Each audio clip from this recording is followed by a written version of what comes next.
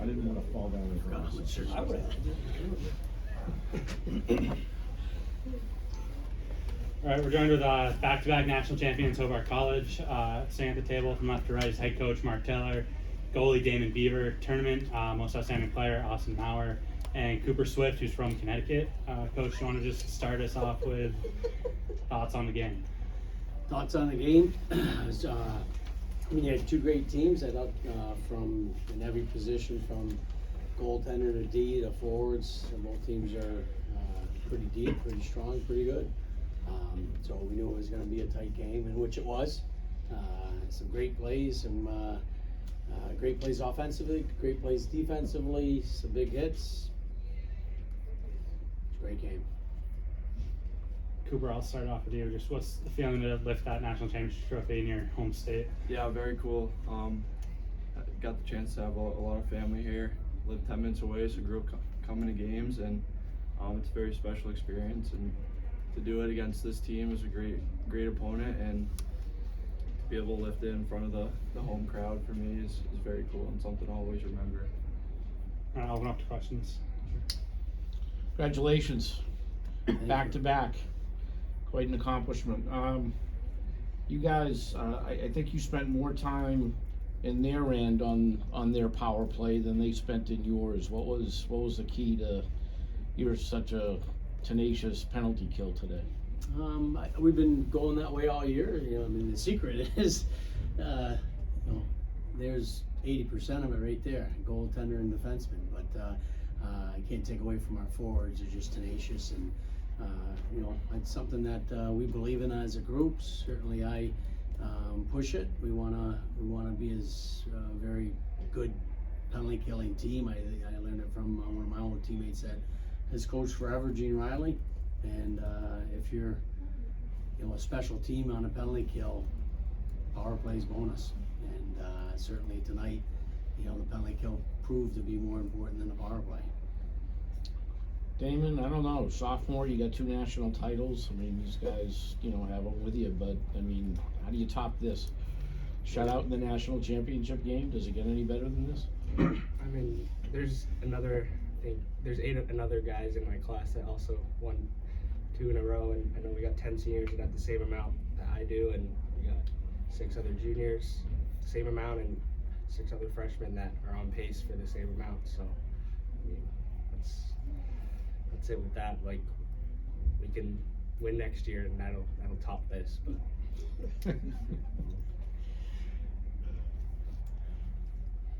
Pete? Guys, congratulations. What did you guys notice anything different from Trinity from the first time you guys played earlier in the season? Was it a little bit easier to know what you were going into? What were the differences that you guys saw through from the first puck drop to the end of the game? You guys wanted it? Anybody? Yeah, I mean, they're a very physical team, so we knew that going in. We had to be ready for that, but I think played pretty similar to earlier in the year, so we knew what we were going up against. Yeah, I think we knew them as a team. I mean, they were one of the top teams all year long, and it was a close game last time we were here. And if they're good competitors and good coaches, they're going to be better than they were the last time, which they are.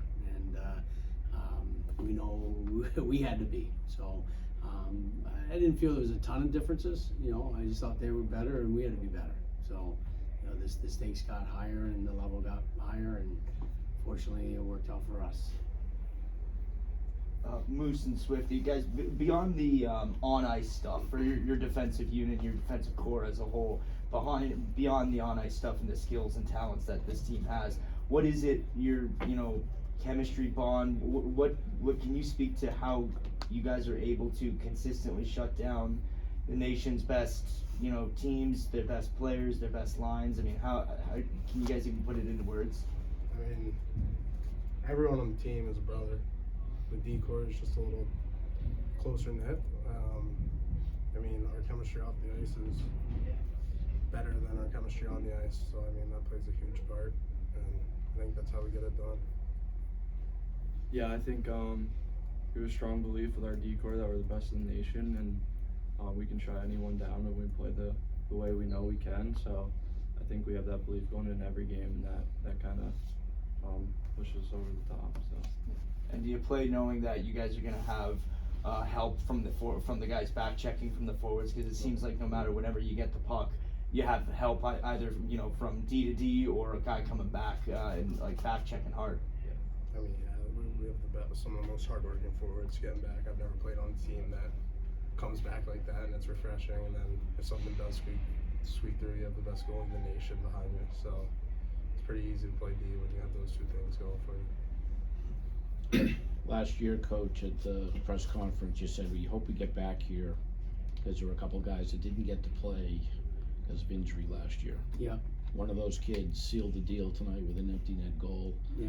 How big was that for the I mean, I thought the team celebrated more than Iasenza Yeah. did. That really sent a pretty clear message. You know, those guys just said it, how good we are on the ice and how good we are off the ice, and off the ice we're better. And the guy that didn't get back, Gary Malaki, and one of the defensemen who went through a knee, couple of knee surgeries, and I watched last night at the dinner, and he looked at a couple of the guys and told them to take the hat off at dinner, and it's little stuff like that. There's a guy that's not playing, can't play, and I mean, he could play, but he's chasing an injury a little bit. Yeah. And that's, to me, I saw that and I was like, we're rock solid. Here's a guy that would love to be on the ice with it. No, he's not going to be on the ice with it. He missed it last year because of that injury that, kind of tripped up his season this year. And but he's still taking care of the program. So you're telling me we're looking for a 3-peat? What's that? We're looking for a 3-peat?